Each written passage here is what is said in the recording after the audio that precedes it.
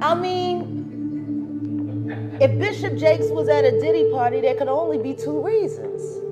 Hey, Bishop Jakes, how are you? What's up, man? Man, it's so good to see you. It's better to see you. How you doing? Diddy forced me to make a sacrifice when I went to his birthday party. Since then, I stopped meeting Diddy. Diddy, Jay-Z, and Tyler Perry are all in this together, and they are the worst people. He received a call from Denzel Washington on one of the worst Oscar evenings ever. I can watch him speak every day, and I wouldn't OD on him. I need him. I need somebody like that in my life. He received. I don't want to say what we talked about, but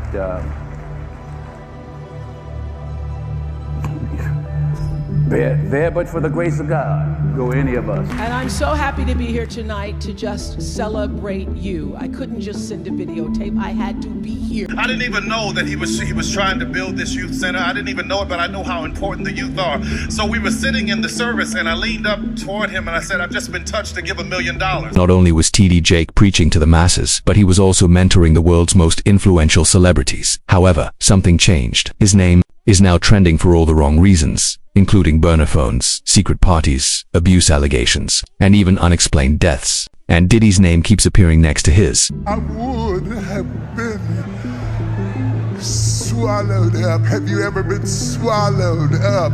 Have you gone through a time of swallowing where everything was overwhelmed? Really became of America's most influential pastor. Why did he abruptly quit and fall on stage? And why is this escalating issue involving his own son, alleged victims, and previous mentees? Once upon a time, TD Jakes was the pastor, not simply America's most well-known preacher. When the attention became too much, celebrities turned to this person. When things became tough, folks like Denzel Washington phoned him.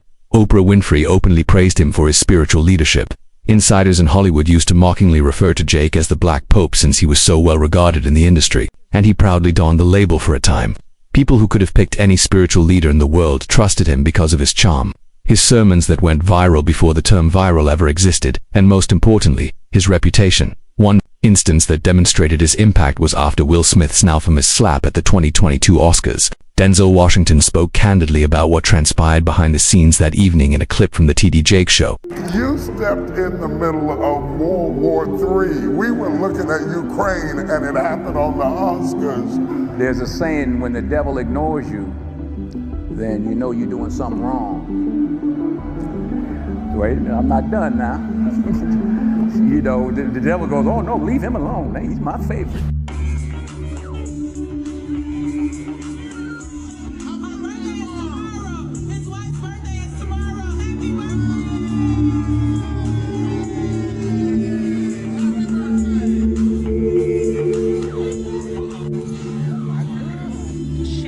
Speaking like a guy who had just seen one of his colleagues lose control on live television and who sought support from his pastor, his spiritual anchor Denzel wasn't acting. That's how much of an impact TD Jake had. People phoned Jake instead of PR firms or attorneys when mayhem broke out, and Denzel wasn't the only one. Shaka Khan and other gospel icons practically praised him. She spoke about how Jake's comments struck a deep melodic chord with her in one interview. I can watch him speak every day, and I wouldn't OD on him. I need him. I need somebody like that in my life. Chorus even included Oprah Winfrey. At one point, she assisted Jake in celebrating his 35th year in ministry, referring to him as a lighthouse, and told the audience that he was carrying the weight for all of us. A megachurch with over 30,000 members, millions of people watching online, influence, adoration, and A-list celebrities traveling to Dallas to hear him speak. Jake had it all. In addition to being religious gatherings, his sermons were spiritual, plays that were shared in boardrooms, barbershops, and brunch tables. His kingdom, centered on the Potter's house, became a cultural institution rather than only a church. However, considerable temptation accompanies great access, and Jake started to stray somewhere between being the leader of his flock and hanging out with media heavyweights. Not in public, not right away. However, those who had been around long enough saw a change. It began with the groups he was hanging out with, who were not the typical mix of pastors and gospel singers, but rather mogul celebrities and influential people with less savory backgrounds. One of Jake's closest celebrity friends, Tyler Perry, once made news when he gave Jake's church $1 million.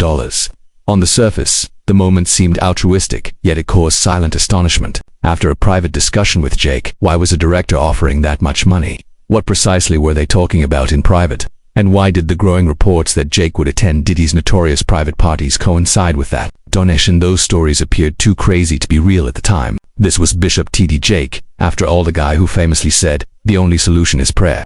However, the murmurs became louder. They began to follow him like an unshakable shadow, and Hollywood, which had previously supported him like royalty, it started to distance itself. The stars who had formerly hailed him no longer appeared with him. Denzel, Tyler, Oprah, without a single word. They all gradually moved away. In celebrity circles, the guy who had previously been the go-to source for healing and faith was now being portrayed as a warning. However, the true change that would unleash a torrent of controversy, embarrassment, and mistrust had yet to occur. It would begin with an unanticipated link. Combs, Sean Diddy. In the past, TD Jake was the preacher who could be respected immediately in any setting, whether at Hollywood, Wall Street, or Washington. His presence in those spaces, however, began to feel different with time.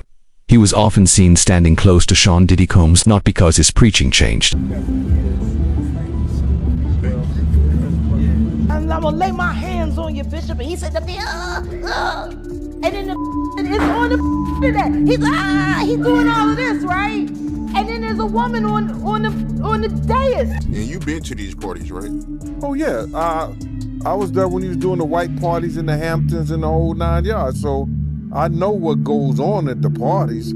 If, you know, they probably got a little bit more freakier, you know, as time went on, you know, because they got to the point whereas that they didn't even care.